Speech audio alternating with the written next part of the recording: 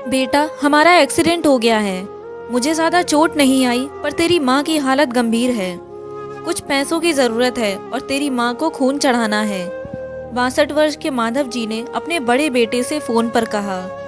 पापा, मैं बहुत व्यस्त हूँ आजकल, मेरा आना नहीं हो सकेगा। मुझे विदेश में नौकरी का पैकेज मिला है, तो उसी की तैयारी कर रहा हूँ। आपका भी तो यही सपना था ना, इसलिए हाथ भी तंग चल रहे हैं। पैसे की व्यवस्था कर लीजिए, मैं बाद में दे दूंगा। उनके बड़े इंजीनियर बेटे ने जवाब दिया। उन्होंने अपने दूसरे डॉक्टर बेटे को फ़ोन किया, तो उसने भी आने से मना कर दिया। उसे अपनी ससुराल में शादी में जाना था। हाँ, इतना ज़रूर कहा कि पैसों की चिंता मत कीजिए, मैं भिजवा दूंगा। यह बात अलग है कि उसने कभी पैसे नहीं भिजवाए। उन्होंने बहुत मायूसी से फ़ोन रख दिया। अब उस नालायक को फ़ोन करके क्या फ़ायदा? जब ये दो लायक बेटे कुछ नहीं कर रहे, तो वो नालायक क्या कर लेगा? उन्होंने सोचा और बोझिल कदमों से अस्पताल में पत्नी के पास पहुंचे और कुर्सी पर ढेर हो गए। पुरानी बातें याद आने लगी। माधव राय जी स्कूल में शिक्षक थे। उनके 3 बेटे और 1 बेटी थी। बड़ा इंजीनियर और मंझला डॉक्टर था। दोनों के ब्याह बड़े घराने में हुए थे। दोनों अपनी पत्नियों के साथ अलग अलग शहरों में रहते थे। बेटी का ब्याह उन्होंने खूब धूमधाम से किया था। सबसे छोटा बेटा पढ़ाई में ध्यान नहीं लगा पाया था। 11वीं के बाद उसने पढ़ाई छोड़ दी और घर में ही रहने लगा। कहता था, मुझे नौकरी नहीं करनी, अपने माता पिता की सेवा करनी है। पर मास्टर साहब उससे बहुत नाराज रहते थे। उन्होंने उसका नाम नालायक रख दिया था। दोनों बड़े भाई पिता के आज्ञाकारी थे, पर वह गलत बात पर उनसे भी बहस कर बैठता था। इसलिए माधव जी उसे पसंद नहीं करते थे। जब माधव जी रिटायर हुए तो जमा पूंजी कुछ भी नहीं थी। सारी बचत दोनों बच्चों की उच्च शिक्षा और बेटी के ब्याह में खर्च हो गई थी। शहर में एक घर, थोड़ी जमीन और गांव में थोड़ी सी जमीन थी। घर का खर्च उनके पेंशन से चल रहा था। माधव जी को जब लगा कि छोटा सुधरने वाला नहीं, तो उन्होंने बंटवारा कर दिया और उससे के हिस्से की जमीन उसे देकर उसे गांव में ही रहने भेज दिया। वह जाना नहीं चाहता था, पर पिता की जिद के आगे झुक गया और गांव में ही झोपड़ी बनाकर रहने लगा। माधव जी सबसे अपने दोनों होनहार और लायक बेटों की बड़ाई किया करते। उनका सीना गर्व से चौड़ा हो जाता था, पर उस नालायक का नाम भी नहीं लेते थे। 2 दिन पहले दोनों पति पत्नी का एक्सीडेंट हो गया था।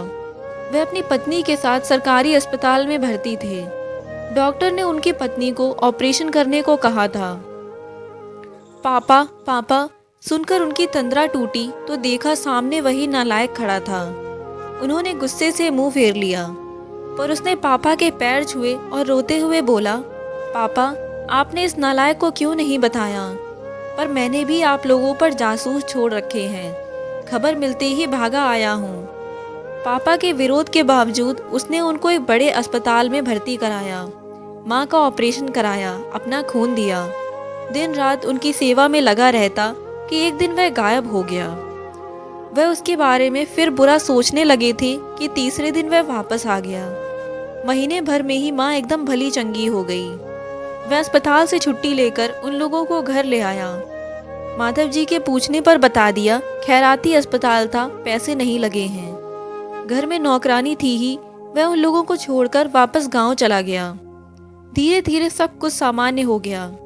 एक दिन यूं ही उनके मन में आया कि उस नालायक की खबर ली जाए। दोनों जब गांव के खेत पर पहुंचे तो झोपड़ी में ताला देखकर चौंक गए। उनके खेत में काम कर रहे आदमी से पूछा तो उसने कहा, यह खेत अब मेरे हैं। क्या? पर यह खेत तो? उन्हें बहुत आश्चर्य हुआ। हाँ, उसकी माँ की तबीयत बहुत खराब थी, उसके पास पैसे नहीं थे, तो उसने अपने सारे खेत बेच दिए। वह रोजी रोटी की तलाश में दूसरे शहर चला गया है।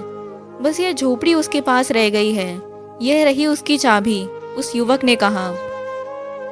वह झोपड़ी में दाखिल हुए तो बरबस उस नालायक की याद आ गई। टेबल पर पड़ा लिफाफा खोलकर देखा तो उसमें रखा अस्पताल का 9 लाख का बिल उनको मुंह चिढ़ाने लगा। उन्होंने अपनी पत्नी से कहा, जानकी, तुम्हारा बेटा नालायक तो था ही, झूठा भी है। अचानक उनकी आंखों से आंसू गिरने लगे और वह जोर से चिल्लाएं, तू कहाँ चला गया नालायक, अपने पापा को छोड़कर?